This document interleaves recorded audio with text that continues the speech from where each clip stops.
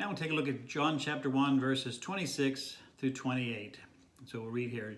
John answered them, saying, I baptize with water, but there stands one among you whom you do not know.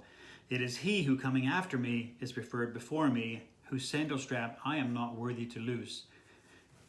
These things were done in Bethabara beyond the Jordan where John was baptizing. So, there is one among you, he says. There is one among you who you do not know.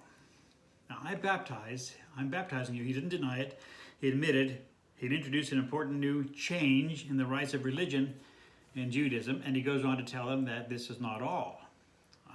Greater and more important changes would soon take place without their authority or consent.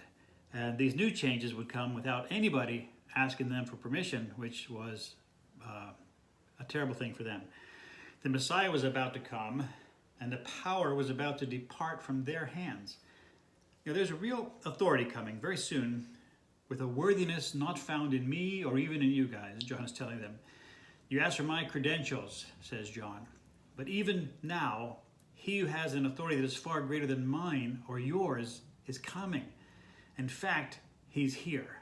There's one among you don't even know about.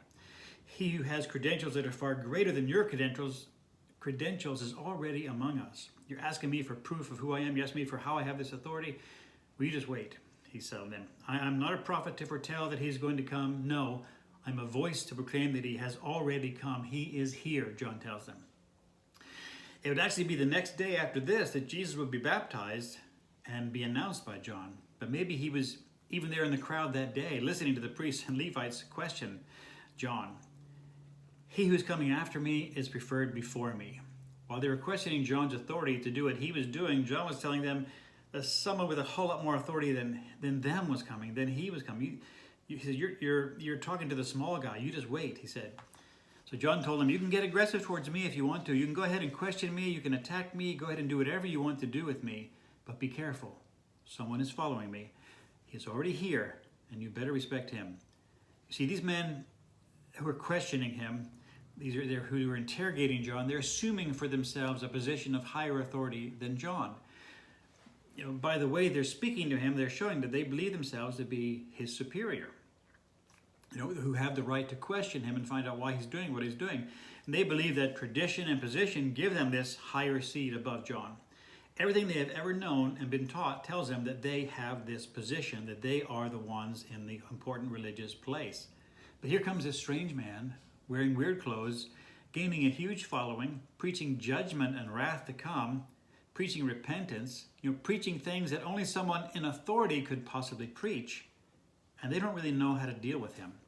So since they believe that they and not John are the ones with real spiritual authority, they formulate some sneaky questions to catch him with, to challenge him, to diminish him, to put him back into his place, so to speak, put him back in that lower place where they believe he belongs relative to them. But John speaks back to them with humility, but also with strength. He speaks to them as someone who's in an equal place with them, not as someone who's clearly below them. He speaks as if he is positionally relatively equal with them. But he warns that someone else is coming after him who's not on the same level as any of them.